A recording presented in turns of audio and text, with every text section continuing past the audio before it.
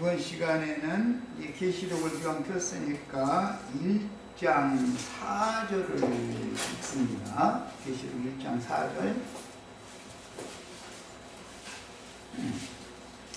요한은 아시아에 있는 7 교회에 편지하노니 이제도 계시고 전에도 계셨고 장차 오실 이와 그의 보좌 앞에 있는 7 영과 그의 7 영. 아까 스가랴서에서 읽어봤었죠? 인용하는 말이에요. 네.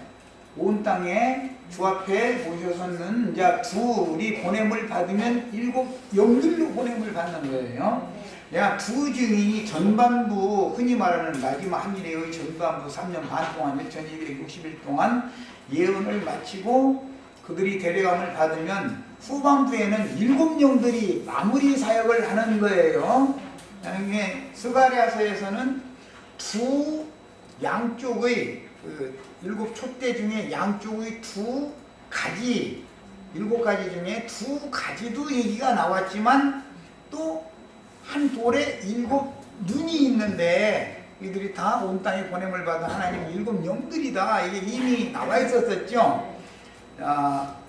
이제 그런 계시가 역사상에 어떻게 이루어지는지 왠지 굉장히 좀 위험한 소지가 있는데, 양쪽의 2가지다라는 것은 유대인 쪽에서도 하나, 이방인 쪽에서도 하나, 이제 그런 뜻이 들 수가 있어요.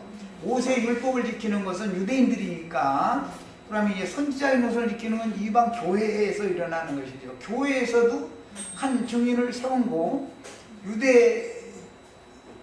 자기 하나님의 백성 중에서도 증인을 또 세우는 거예요. 그러면 끝에서 그 양끝이 이렇게 하나님의 일이 양끝에서 이루어지면 온 지구상에 그 성취되는 것이잖아요. 그런 것을 이제 잘못, 이런 얘기 또 잘못하면 또 내가 그러라 하는 자들이 또 나타나면 큰일 나니까, 예, 그런 것도 잘 마음에 담아 두시고 있으셔야 돼요. 어쨌든 하나님은 아시아의 양끝에서 그분의 일을 하시는 거예요. 우주를 경영을 하실 땐 늘 그렇게 하셔요. 그런 게 이것은 이제 그 온 지구상에 있는 7 교회의 시작은 에베소 교회 앞에서 라오디게아 교회가 끝이지요. 이제 양쪽에서 그 언제든지 양면으로 일을 하셔야만 모든 교회들이 다 같이 그 영을 받아서 하나님은 이런 일을 수가 있기 때문에 개념을 잘 정리를 하시길 바래요. 어떤 사람을 자꾸 염두에 두시면 안 되고 하나님은 늘 그렇게 하셔요. 그 다음에 이제 3장 1절을 또 보겠습니다. 교회 시대의 끝에도 당연히 교회 시대의 시작에 베드로가 말씀을 전했으면 마무리를 하는 사역을 요한이 해야만 이쪽 끝 그 감람나무 가지는 실제로는 신약 성경에서는 베드로와 요한으로 이렇게 실현이 됐잖아요. 그런 개념을 잘 알고 계셔야 돼요. 성경이 말하는 의도를. 자, 이제 스가랴서 3장 1절을 봅니다. 사대교회의 사자에게 편지하라. 하나님의 7 영과, 하나님 7 영 얘기가 나왔죠. 이 스가랴서에서 인용하는 말이에요. 한 돌에 7 눈들이 있었는데 이들은 다 하나님의 7 영들이들이다. 이렇게 스가랴서 3장 9절 10절이 이미 나왔었죠. 지난 목요일날 읽었었어요. 자, 7 영과 7 별을 가지시니 그랬어요. 7 영은 7 눈이고 7 별은 교회의 사자들을 말하는 거예요. 7 별들이라는 건 7 교회에 파송된 주님의 사자들이다. 보내심 받은 일꾼들이다. 그 말이에요. 이것은 마태복음 24장 31절에서는 세상 끝에는 내가 추수꾼들을 보내서 하늘 이 끝에서 땅 저 끝까지 모든 자기 백성들을 불러 모은다. 이렇게 했어요. 그러니까 하늘 이 끝이면은 팔레스타인 땅 지중해, 이제 그때 당시의 개념으로는 그런 거예요. 땅 저 끝 하면 땅 끝까지 복음을 전파하라 하면 동방구, 우리나라 같은 경우는 땅 끝이 되는 거예요. 개념을 잘 이해를 해서 성경이 말하는 이 지리적인 문제라든지 개념을 잘 이해를 하셔야 되겠어요. 양 끝에다가 언제나 시작점이 있으면 끝지점에 하나님이 일을 그동안에는 전부 경륜적으로 매 세대마다 증인들을 보내서 일을 하시다가 시작하신 분이 마무리도 그분이 하신단 말이에요. 그런데 반드시 주님이 어떤 일을 하신다라는 것은 그분의 보내심을 받은, 기름 부음을 받아서 보내심을 받은 어떤 사자들을 통해서 일을 하시는 거예요. 언제나 이런 개념 정리를 잘 하셔야 되겠어요. 자, 그 다음에는 이제 4장 5절이라는 절도 있습니다. 계시록 4장 5절. 보좌로부터 번개와 음성과 노랫소리가 나고 보좌 앞에 켠 등불 7이 있으니, 하나님의 보좌 앞에 등불 7이 켜져 있다. 이것은 7 금촛대에서 인용하는 말인 걸 알 수 있죠. 스가랴서에서 인용하는 거예요. 출애굽기에 이미 7 촛대를 성수에 이렇게 비치하도록 율법에 정해져 있었죠. 그것은 신약시대에 온 지구상에 7 교회를 주님이 세우시고 그곳에 사자들을 보내셔서 교회를 목양하게 하실 것에 대한 예언이었단 말이에요.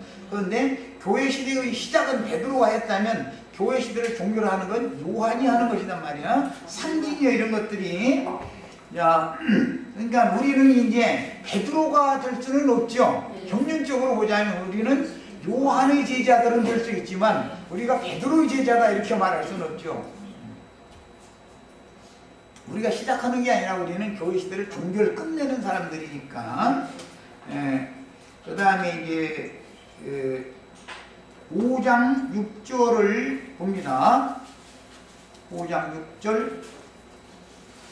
내가 또 보니 보좌와 네 생물과 장로들 사이에 한 어린 양이 서 있는데, 스가랴서에서는 한 돌이 있었는데 이렇게 돼 있죠. 언제나 한이라는 말이 나오면 누구를 말한다고요? 예수님을 말하는 거예요. 한 분 하면 그냥 하나님 한 분만이기 때문에 늘 그 한 등 관사가 붙으면 무조건 예수님에 대해서만 적용하는 거예요. 그러니까 이런 말씀을 오해하면은 내가 그러라 하는 자들이 나타나가지고, 또 아까 내가 이제 두 주인 얘기할 때 양 끝에서 뭐 세운다 해서 유대인 중에도 그런 증인이 일어나야 되고 이방 중에서도 유대 끝에는 당연히 증인이 일어나야 된다 이러면 이제 나는 이방 중에서 일어난 증인이라고 말하기가 쉬워서 내가 굉장히 이건 위험수지가 많다네 그런 거예요. 말하고자 하는 의도를 잘 이해를 해서 한번 들으세요. 이건 대표성을 갖는 사람인 것이지 그 사람이 하나가 된다는 말은 아닌 거예요. 그러니까 성경이라는 건 한이라는 말을 하면은 내가 라는 말을 하면은 내가 그다 이렇게 말하면 예수님에게만 적용하는 거예요. 이거는 무조건 없고. 네. 자, 그 다음에 다시 한번 4장 5절과 5장 6절을 다시 한번 상기를 해가면서 읽어보겠습니다. 4장 5절 다시 한번 읽어봅니다. 보좌로부터 번개와 음성과 노랫소리가 나고. 그러니까 실제로 작은 책의 말씀을 먹으라고 주신 것도 사실은 보좌에 계시던 그분께서 주신 것이죠, 사실은. 네. 그리고 노랫소리가 나고 보좌 앞에 켠 등불이 7이 있으니 이는 하나님의 7 영이더라 이렇게 됐어요. 자, 5장 6절 같은 개념을 잘 정리해가면서 한 번 더 읽고 갑니다. 내가 또 보니 보좌와 네 생물과 장로들 사이에 한 어린 양이 서 있는데 일찍이 죽임을 당한 것 같더라. 그에게 7 뿔과 7 눈이 있으니 이 눈들은 온 땅에 보내심을 받은 하나님의 7 영이더라 그랬어요. 자, 이제 레위기 8장 본문으로 다시 돌아갑니다. 이제 이와 같이 관유로 기름을 부어서 하나님의 일을 위하여 보냄을 받은 종들을 일러서 하나님의 제사장들이라 구약성경에서는 그랬어요. 그런데 이것은 신약성경에서는 복음을 전하는 사람들을 의미하는 말이에요. 복음을 전하는 사람으로 땅끝까지 주님의 제자들로 파송을 하려면 반드시 기름을 부어서 일단 제사장으로 세워주는 세움을 받는 것이 필요하다 이거예요. 이제 이 풍노와 과정을 지금부터 이제 살펴볼 거예요. 그런데 성경에서는 두 증인 이야기가 참 많이 나와요. 그런데 두 증인이라는 건 어떤 사람 둘만을 꼭 말하는 것이 아니고 70사도를 보낼 때도 둘씩 짝을 지어서 보냈죠. 12제자를 보낼 때도 둘씩 짝을 지어서 보냈죠. 그러니까 70사도를 대표하는 사람들로 말한 것이고 12사도들을 대표하는 사람들로 말한 것이었기 때문에 내가 그러다라는 말 하면 안 된단 말이야. 응? 하늘 이 끝, 땅 저 끝 이렇게 말할 때 그것은 하늘 얘기가 먼저 앞에 나오는 것은 예루살렘 하나님의 신이 계신 곳 거기서부터 복음 전파가 시작이 되어지니까 당연히 유대 땅에서부터 되는 것이죠. 이것은 팔레스타인 땅에서 하나님의 종들이 일어나는 거예요. 먼저는 당연히. 그 다음에는 시대를 종결할 때는 땅 끝에서 해야 되니까. 그래서 전도가 온 지구상의 전도가 마무리가 되어지면 그때는 이방인 시대의 끝도 되는 것이죠. 마무리 추수를 한다는 것은 이런 개념을 잘 아셔야 돼요. 복음이 전파되기 시작하는 것은 예루살렘부터 하는 거예요. 언제나 예루살렘과 그 다음에 유대와 그 다음에 사마리아와 그 다음에 최후로 땅끝까지인 거예요. 언제나 이런 이제 성경이 말하고 있는 의도를 잘 이해를 하셔가면서 말씀을 들으셔야 돼요. 자, 언제든지 매 세대마다 열린 책의 말씀을 받아 먹은 종들이 보냄을 받는 것이기 때문에 실제로 기름 부음을 받는다라는 말은 열린 책의 말씀을 받아 먹는다라는 뜻이다. 말씀을 받는 것이 기름 부음을 받는 거다 그런 말이에요. 말하자면 야, 그런 말이지 신학교에 가서 무슨 신학 공부를 해가지고 선배 목사들 몇 사람 모여가지고서 안수식하고 그런 얘기가 아니단 말이에요. 이거는 전혀 하나님께서 계시의 말씀, 열린이라는 말은 감춰져 있는 봉인된 말씀을 인을 떼서 열어가지고서 그걸 준다 그런 말이에요. 그런데 계시록에 가서는 작은 책이라고 했으니까 계시록 자체만을 말한단 말이에요. 마무리 말씀이다 해야 돼요. 성경 전권을 마무리하는 게 계시록 말씀이죠. 그래서 이제 그 작은 책의 말씀은 그래서 계시록이라는 것은 많은 사람들이 계시록 강의를 많은 사람들이 하지만 사실은 말씀을 받아 먹은 다음에 증거하는 소리인지는 들어보면 알아. 판단이 와 벌써. 이건 괜히 부분적으로 약간 몇 구절 어떻게 아는 거 가지고 지금 말장난하는 건지 창세기 1장 1절에서부터 계시록 마무리절까지 전체 흐름에 맞춰서 성경을 완벽하게 지금 하나님께로부터 계시를 받은 사람이 하는 말인지는 듣는 사람이 분별이 필요한 거예요. 이게는. 자, 오늘 이제 레위기 8장 2절 보면 의복 이야기 나왔고 관우 이야기가 나왔고 속죄제로 드리기 위한 수송아지 한 마리가 있어야 되고 제사장으로 기름 부음을 받으려면 이 제물이 준비가 돼야 된다 그 말이에요. 속죄제를 위해서 수송아지 한 마리가 필요하고 수양 2마리가 필요한데 수양은 한 마리는 번제로 드리고 한 마리는 화목제로 드리는 거예요. 그거는 이제 저 아래 가서 말씀이 나오니까 이제 그때 설명할 거예요. 그리고 무교병 한 광주리가 필요해요. 이게 제물이 소 한 마리, 양 2마리 전부 제사장이나 왕이 드리는 건 전부 수컷으로만 하는 거예요. 언제나 그래요. 자, 그 다음에 떡을 한 광주리의 떡이 필요해. 제사장으로 위임을 받으려면 이 문제를 이제 살펴볼 거예요. 자, 제사장 위임을 위해서 제사에 필요한 준비물들은 첫째는 수송아지가 필요했고 그 다음에는 양이 2마리가 필요했어요. 수양이. 야, 제사장의 죄를 먼저 속해야 되기 때문에 속죄제물을 먼저 드려야 했다.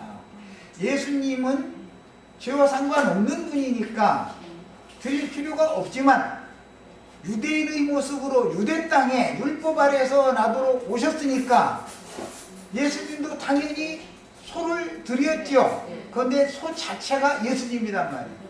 둘째 아들이 돌아왔을 때 뭘 잡죠? 살진 소를 잡죠. 살진 소. 비리비리한 소를 잡는 게 아니라 그것은 왜 살진소라는 말은 어디서 인용하는 말이에요? 창세기에 있다 보면은 바로의 꿈에 보면 갈밭에서 비리비리한 소 7마리와 살진소 7마리가 거기 나와서 갈밭에서 뜯어먹는 얘기 나오죠. 그런데 예수님은 살진소란 말이에요. 풍요를 가지고 오는 하나님의 종이다 이거예요. 풍요를 가지고 오는 종이요. 흉년을 가지고 오는 종들도 있어. 비실비실하는 종들이 있어. 그런데 흉년이 끝나고 나면 비실비실하는 종들이 세력을 얻어가지고 살진 소를 다 잡아먹어 버리더라는 거 아니야. 그러니까 우리 형제 자매님들은 세상에 풍요를 주고 비실비실하는 소들한테 맥힘을 받아야 되는 거예요. 예배당 목사님들한테 박혀받고 죽임당해야 된다 그 말이에요. 순교자가 되는 거예요. 이렇게 말하면 우리들이 비실비실하니 손잡고 이러고 이제 어떤 분들이 화낼지 모르는데 하나님이 관점으로 보는 거예요. 하나님 관점으로. 살진소는 예수님과 제자들만 살진소고 7교회 사자들만 살진소인데 사탄의 사자들도 7교회에서 판치지요. 지금 온 땅에 있는 지구상에 있는 모든 교회들 중에 이건 하나님의 눈으로 보면은 비실비실하는 종들이요. 그게 흉악하고 파리한 소들이다 그랬어. 아주 흉악한 소들이야 아주 이게. 그런데 살진소를 다 풍년이 끝나면 이게 두 증인이 사역하는 기간에 풍년이 마무리되는 거예요. 그렇게 되면 그 다음부터 이제 짐승이 본격적으로 이제 순교를 시키는 마무리 추수를 하는 시대가 오는데 이제 그것은 후산명방이다 이렇게 말하는데 그때는 비실비실하는 흉악하고 파리한 소들이 살진 소들을 다 잡아먹어 버려. 이제 영적으로는 그걸 별이라고 되어 있기 때문에 그래서 아까 계시록을 읽은 거예요.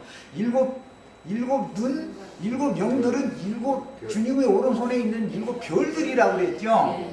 그런데 진짜 밝은 별들을 똥별들은 깜깜하고 이렇게 돌아가 버리죠. 떨어진 별은 그것들이 밝은 별을 잡아먹어 버려. 오히려 밝은 별을 다 떨어뜨려.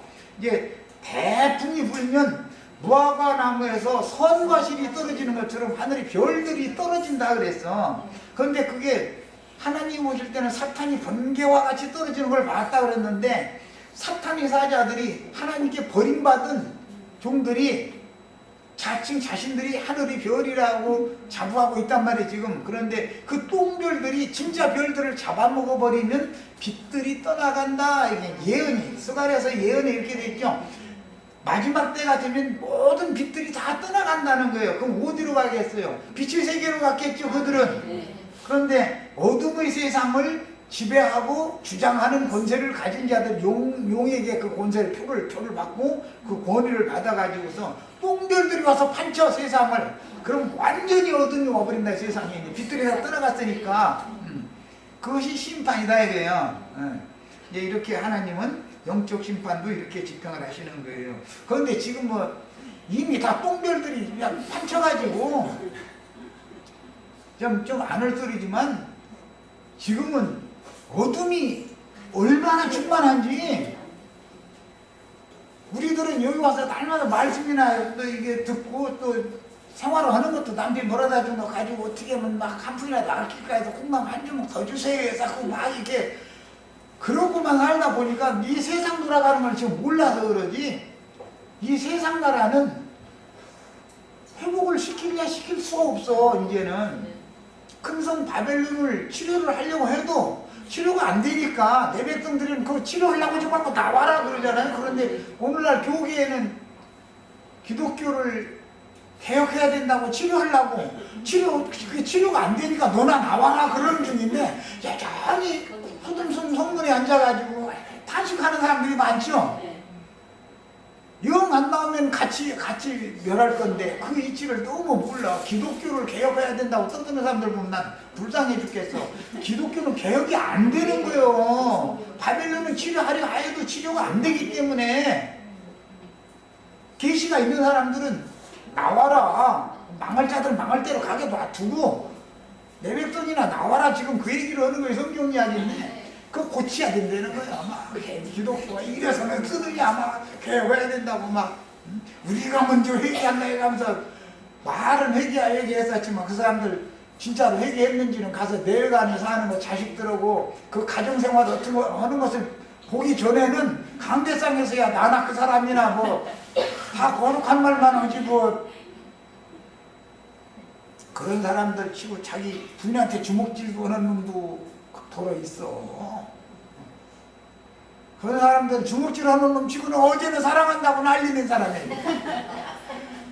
느닷없이 안 튼 짓 하면은 그 이상한 놈이요. 그냥 지금까지 하던 대로 그냥 살아주고 그렇게 느닷없이 막 사랑한다고 난리고 그러다가 그래도 나름 실승질 풀리더라고 막 주먹질을 해버린다니까. 그러니까 목사님이 강대상에서 신부님이 아무리 강대상에서 거룩한 소리 해도 그 집에 들어가서 같이 생활해보기 전에는 그 사람 몰라. 그걸 어떻게 알아 그걸. 우리 저 형제 자매님들은 우리 집은 어떻게 사나 가끔 놀러 오시라고 밥을 한 공기 보낼 테니까.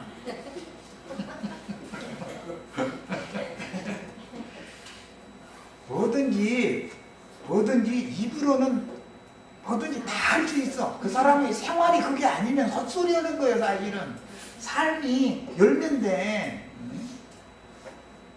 우주 가면은 예수님도 그들이 하는 말은 듣되 입으로는 너무 옳은 말만 하니까 그들이 하는 행위만 본받지 말아라. 오죽 하면 그랬겠어 예수님이.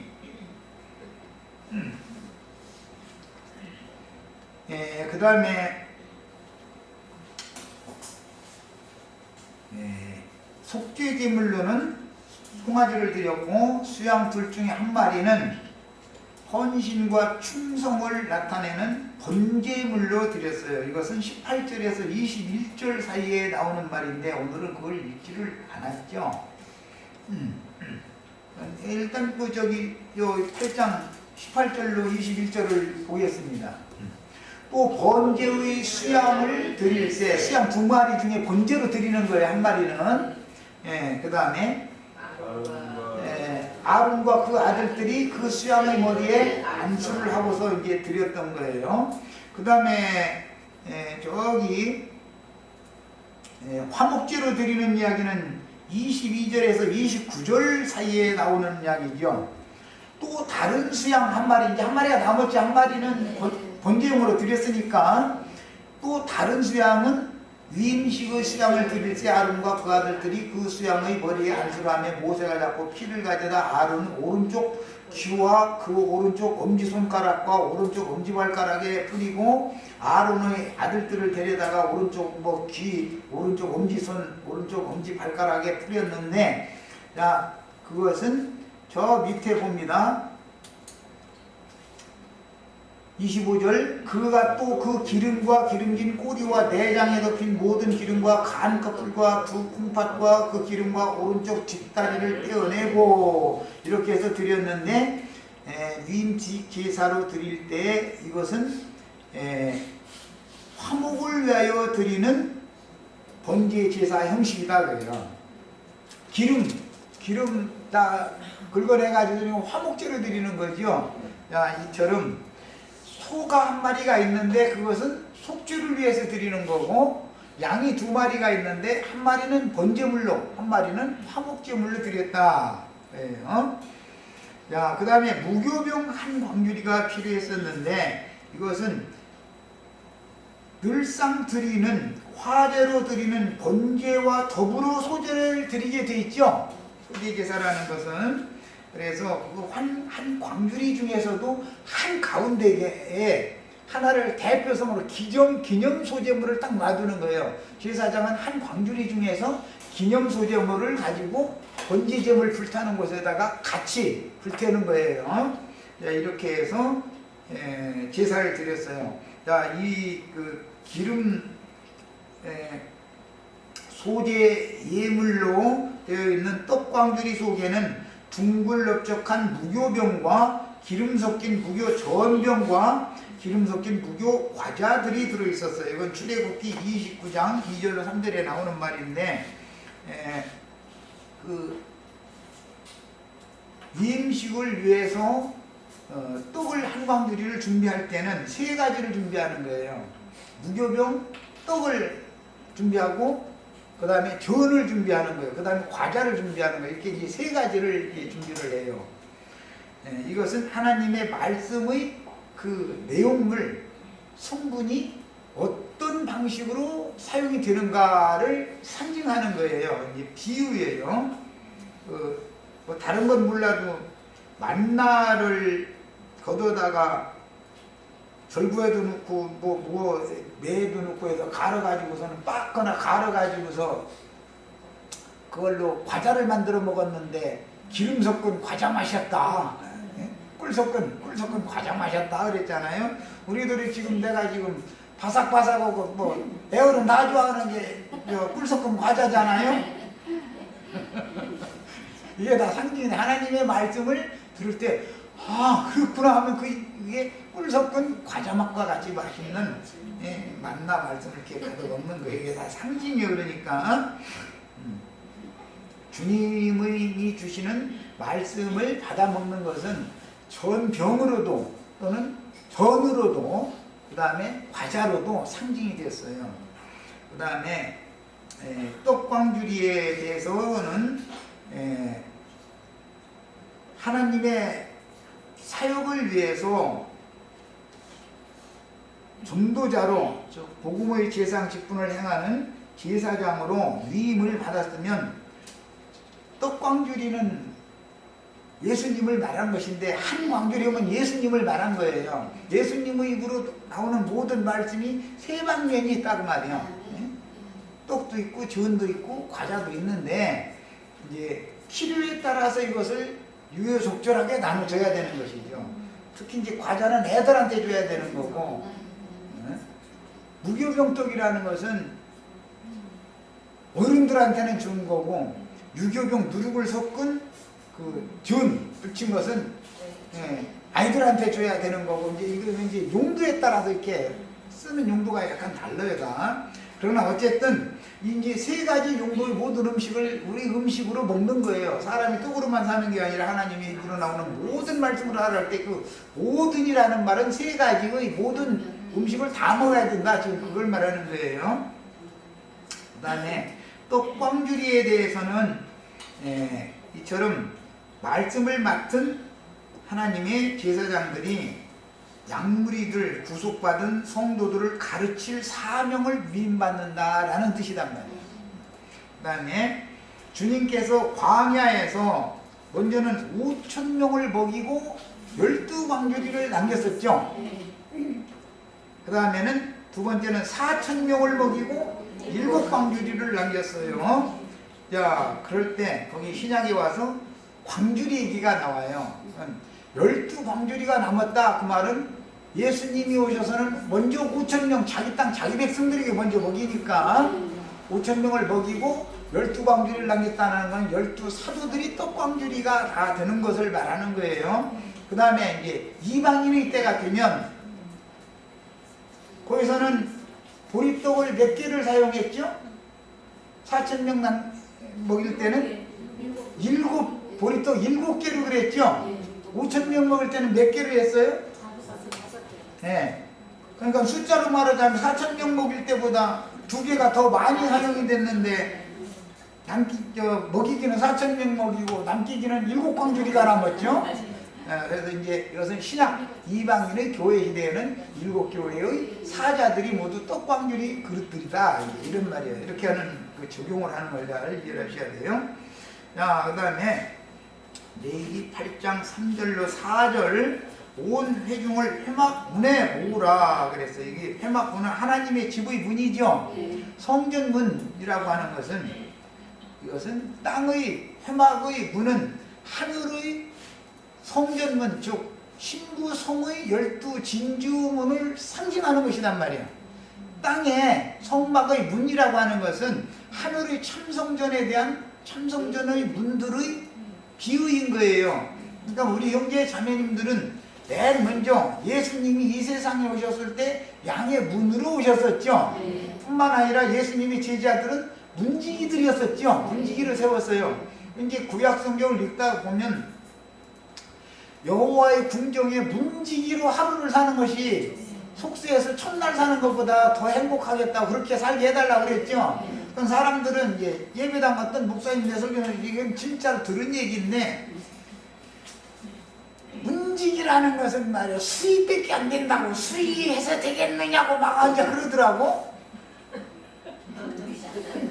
그렇죠. 어떤 회사에 들어가려면 수의실을 고쳐야죠. 그런데 그 사람이 아무리 신분이 낮아도 세상 옷이 높은 사람이 와도 수의가 당신 못 들어가면 못 들어가죠.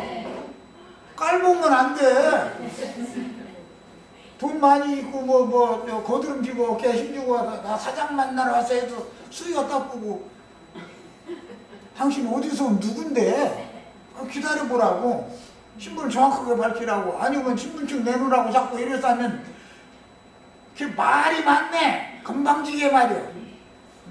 나 당신 사장, 이 건물 사장 회장 만나러 왔다 그러면, 회장 만나는 건 아무나 만나게 만들어 놓으면 내일 파일 시켜버리죠. 미안합니다. 여기 뭐라고 그러면 파직 시키죠. 파직. 응? 아무나 들여보내지 말라겠지 않냐고 말이요. 나한테 그 골치 아픈 사람인데 왜 들여보냈느냐고 잃어버리면은 그거 수입 바꾸는 거 아니야. 민직이. 그런 거 자세히 알아봐야 되잖아. 그럼 다 내놔보라고 해서 이제 회장실로 전화를 해가지고, 회장실 앞에는 당연히 그 옆 비서가 있으니까 비서 보고 이런 신분을 가진 사람이 와서 회장님을 뵙기를 바란다고 그러면 옆 비서가 가서 여기 만나자고 이런 사람이 왔단다고 하면 들여보내면 안 돼 하면은 수의실로 즉각 또 연락이 가면 못 들어가게 해야죠. 그러면 권세가 돈 많고 어깨에 힘준다고 해가지고서 그 사람이 권세가 있는 게 아니죠. 더구나 하나님의 지구의 문을 지키는 금갈대를 가지고서 넌 들어가도 돼, 너는 안 돼, 그런 권세를 가진 사람이 그 육신의 눈으로 볼 때는 아무것도 아닌 자라고, 이거 문지기가 감히 말이야 이렇게 한다고 되냐 이 말이 거기서 안 통하는 얘기죠. 이걸 너무 모르고 있어. 다윗이라는 사람이 얼마나 훌륭한 사람, 이스라엘의 왕인데 하나님의 궁정에서 하루만 살다 죽어도 죽겠다고 했겠어. 문지기로. 다윗이 누구만 묻은 사람이야? 하나님의 말씀을 오해하면은 말이야 그 수의실에 수의된다고 하지 말고 말이야 그 건물 주인 되시라고 막 그러는데, 그런 생각을 갖다 보니까 지가 자칭 하나님이다 다 사람들이 지금 이러는 거 아니야. 주인은 예수님이고 예수님이 거하는 그 왕궁 신전을 함부로 아무나 들여보내는 게 아니단 말이야. 금갈대를 맡은 사람이 너는 들어가도 된다 안 된다 그 사람이 판단하는 거, 우리는 다 이런 권세를 다 받으셔야 되겠어요. 두 증인들이 이런 권세를 다 받는 거 아니야. 그래서 작은 책의 말씀도 이제 주시고 나서 지팡이와 같은 갈대를 줘가지고 청량하는 권세를 딱 맡겼다는 거예요. 나의 두 증인에게 이런 권세를 맡긴다는 거예요. 그런데 꿀값을 떨고 속세에서 신학교 졸업해서 신부 석품 받아서 다 신부님이라고 말이야. 또 목사를 안수받았다고 말이야. 그런 사람들이 당신들이 뭐냐고 말이 깔고 비키라고 갈 거라고 들어갈 거라고 그러면 안 된다고. 그것은 당신의 집에서는 당신만 때려 드나들 수 있지만 이건 당신 집이 아니잖아. 당신 여기 우리 이 집의 주인 만나러 지금 왔으면은 당신 집에서 주장하는 것처럼 그런 태도를 가지고서는 여기는 안 통한다고 말할 수 있어야 된단 말이야. 그렇게 하면 예배당 목사님이 수인님 말씀대로 하겠습니다 이렇게 순종하겠어요? 해코 지으려고 그러지. 근데 그 입에서 불을 토해내가지고 살려버린다는 거예요. 문 앞에다 놔두고 못 들어가게 하니까 그 싸움을 하는 얘기단 말이에요 지금. 이제 그 회막 문 앞에 이렇게 사람들을 불러 모아놓고 나서 위임식을 이제 집행을 하는 이야기가 나왔는데, 이게 총회라 그래요. 이스라엘의 총회. 이스라엘 온 백성을 회막 문 앞으로 다 모으라는 거잖아요.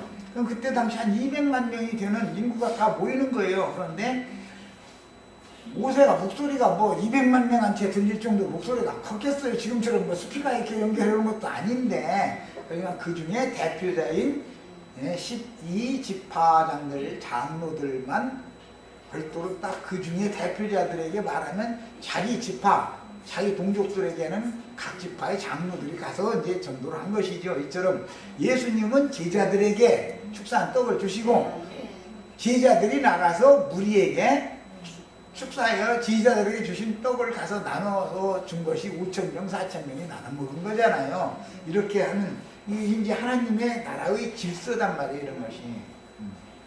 자, 그런 것을 여기 상징한 거예요. 율법 제도에 따른 제사장을 위임할 때 온 회중 앞에서 공개적으로 이런 종교의식을 행한 것은 율법 제도이기 때문에 공식적으로 하나님께서 이들에게 직무를 맡겼다는 사실로 인하여 모든 백성들이 그 제사장의 직위를 인정하고 복종하도록 하기 위하여 이런 그 권위를 부여하고 그런 직분을 맡기는 종교의식을 행했었던 거예요. 그때 당시는. 이런 관념이 오늘날까지 그대로 지금 흘러오고 있다 이거예요. 저주받은 율법이 그냥 그대로 이게 흘러오고 있는 거예요. 그럼 예수님이 오셔서 이건 그 유대교 지도자들에게는 그 권을 빼앗아가지고 갈릴리에서 고기 잡아서 생활하던 생선장수에서 살던 어부들한테 그 권리를 맡긴 거 아니야. 그래서 너희는 그 나라를 빼앗기고 세리와 장교와 모든 죄인들이 먼저 아브라함과 이삭과 야곱과 함께 그 나라에 들어가 앉아있는 것을 너희가 보리라. 그때는 가슴을 치면서 통탄을 할 것이다. 예수님이 그랬잖아. 그런데 그런 얘기하면 그때 옛날 2000년 전에 유대인들한테 한 얘기야. 뭐. 우리가 율법사요? 속이고 아주 바리새인이야. 우리는 다 그냥 주님의 제자들이라고. 그런데 무슨 놈의 주님의 제자들이 그렇게 저희끼리 사람끼리 모여서 뭐 안 산다고 그 난리를 하고 그렇게 했겠냔 말이야. 이것이 너무 종교적이다. 그게 하나님의 뜻을 너무 이제 경륜의 흐름을 너무 몰라서 그렇게 이상한 짓을 하는 거죠. 그 다음에 신약에서는 하나님의 주권적인 선택에 따라서 교회를 목양할 사역자들을 세우는 그 영의 기름 부음이 두 단계로 실현되는데, 먼저는 생명의 성령을 부어주시고 그 다음에는 능력을 던집혀 주신 다음에 그 다음에 그 120명 중에서 12제자를 별도로 세우죠. 그런데 사도행전으로 들어가기 전에는 한 명이 빠져버렸었죠. 골이 났죠. 그래서 제비를 뽑아가지고 마띠아라는 사람을 세웠어요. 자, 그 7 집사 중에 한 사람이었죠. 자, 이것은 이제 대제사장이 가슴에 흉패라고 하는 에봇의 그 가슴 부분에는 주머니를 만들어 놓고 주머니에 두 보석을 넣어요. 우리 같은 님이라고 하는 그 보석이라고 하는 것은 제비 뽑는 판결 흉패단 말이야. 그게 판결 보석이었던 거예요. 자, 그런 것이 적용을 할 때는 제비를 뽑는 것으로 적용이 된 거예요. 가나안 땅을 무슨 지파가 먼저 어디를 차지할까 이런 것도 다 12지파 다 모아놓고 지도만, 가나안 땅 지도만 딱 이렇게 그려놓고 나서 제비를 뽑죠. 유다 지파가 맨 먼저 제비가 뽑혔죠. 그래서 야, 네가 원하는 그 땅 네가 골라 잡아 했더니 유다 지파 지역을 유다 지파의 족장이 골라 잡은 거 아니에요. 그게 다 제비 뽑기로 했잖아요. 그것은 전부 판결법에 따라서 하는 것이단 말이에요. 사람이 만들어내는 게 아니라. 그러니까 그것은 결과적으로는 거기에 다 승복을 한 것은 하나님의 계시로 말미암은 거다. 하나님이 지시하신 바다라고 믿었다 그런 말이에요. 그런 것을 다 상징한 거예요. 그 다음에 이제 그 영의 기름 부음이 이제 있은 다음에 사도행전 1장 17절로 26절 사이에 보면 지금 내가 설명한 이 내용이 나와요. 그 다음에 그 후로 교회의 시대가 시작이 되기 때문에 먼저는 예루살렘 교회가 먼저 세워지죠. 예루살렘 교회 중에 12 사도들이 있었던 거예요. 그들이 전도를 시작을 했는데 그 중에 대표자가 베드로였죠. 베드로.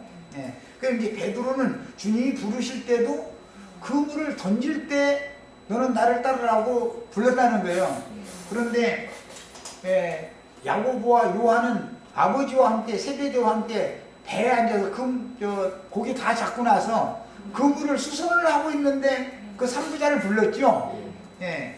그래서 맨 나중에 내가 다시 올 때까지 요한을 그냥 세상에 남겨놔둘지라도 너는 그거에 대한 관여하지 말고 너는 네 일이나 해야 하는 게 베드로가 맨 먼저 그물을 던지는 복음 전파는 사도행전 시작 2장 시작에 베드로가 오지요. 11사도와 베드로가 서 있는데 베드로가 전파하는 거예요.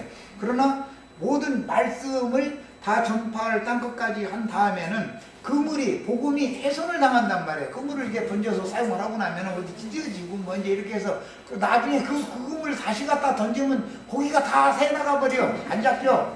그렇게 되면 고기잡이 일단 한다면은 그물을 짚는 여인들이 이제 그 순천가에 가면 우리 저 앉았네 옛날에 그 군산 그 구두에서 해방동 거기는 이제 나는 잘하는데 이제 거기 안 가본 분들은 이제 저 부둣가에서 그 그물 이거 저 수선 해봤다고 그러더만 손이 막 날라다녀 그러는 거 보면 아주 그러고 이렇게 쭉 피면 금방 어디 꿰매야 되는 딱 알더만 물이 한참 들여다봐도 어디를 꿰매야 돼 모르겠는데 그분들은 그냥 쭉 피면서 그냥 쫙 하고 아주 뭐든 위해서 습달나게 하면 다 잘해. 그 요한이 그물을 기어서 계시록 말씀을 마무리 말씀을 다시 한다. 작은 책의 말씀은 완전히 기워진 새 말씀이단 말이에요. 이것은 영원한 복음이다 그래요. 그냥 뭐 구원의 복음이니 뭐 이런 말이 아니고 영원한 복음이에요. 그건 완전히 그물이 수선되어지고 새 세상으로 넘겨줄 수 있는 그런 복음이란 말이야. 자, 이제 이런 것도 성경의 흐름에 대해서 이해가 있으셔야 되겠어요. 자, 그 다음에 사도행전 13장으로 들어가면 예루살렘 교회는 유야무야 되어지고 안디옥 교회에서 이방인들을 위하여 전도자들을 보내실 때 주의 성령께서 바나바와 바울을 따로 세우시고 그들을 보내시죠.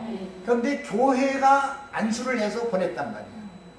그것이 사도행전의 끝까지 계속돼서 이제 서신서가 이어지는 과정이에요. 이방 땅에 있는 모든 교회들에게 서신서가 이어지는 과정이에요. 서신서가 이어질 때 그렇게 주님이 친히 세우신 사도들이 있었고 그렇게 교회에서 파송해서 보냈지만 그 전에 이미 바울이라는 사람은 다메섹 도상에서 빛으로 오신 주님에 의해서 세움을 받은 사람이었죠. 예언적으로 그것이 이루어졌죠. 그렇게 안수는 아나니아한테 가서 받았었어요. 사울이라는 사람이. 자, 그 다음에는 이어지기를 이제 후사도라고 이제 조직 신학에서는 후사도 또는 속사도라고 그래요. 그런데 그 사도들의 대를 잇는 사람들이 또 뒤를 이어야 되니까 그때는 디모데전서 4장 14절에 보면 디모데에게 바울 사도가 편지를 하면서 네가 장로들의 회에서 안수 받을 때 받은 것을 경홀히 가볍게 여기지 말아라 이제 이런 말이 나와요. 그러면 뒤에 속사도를 세울 때는 교회의 장로들을 통해서 사도들을 세웠다는 걸 알 수 있는 거예요. 그것이 서신서 끝까지의 과정이에요. 이것이. 그 다음에 오늘 우리가 읽은 마지막에 힘센 천사가 작은 책의 말씀을 주고 보내는 것은 증인들을 보내는 것이고 증인들의 시대가 끝나면 7 영들을 보내시는데 7 영들을 보낼 때는 대언의 영들을 보낸다 이렇게 되어 있어요. 이제 계시록 19장에 나오는 말이에요. 마무리 부분에 가면 주님께서 기름을 부어서 친히 세우셔가지고 선지자들의 영, 대언의 영들을 보내는 거예요. 그러니까 이것은 주님이 친히 보내시는 거예요. 이제 그렇게 보내신 분은 인자가 아니고 성령이라고 되어 있지 않고 인자와 같으니라고 그랬어요. 이것이 마무리 말씀인데 그때 보내신 자들은 그 영과 신부의 말씀을 가지고 나간다 그 말이에요. 이게 완성이에요. 성경의 맨 마무리에서는 그 영과 신부의 말씀이 보내는 거예요. 이것이 성경의 전 과정이었던 거예요. 자, 이제 두 번째 시간 여기까지 해서 마칩니다. 이게 기름 부어서 제사장 세우는 게 그렇게 간단한 얘기가 아니에요. 어떤 과정이 있는 거예요.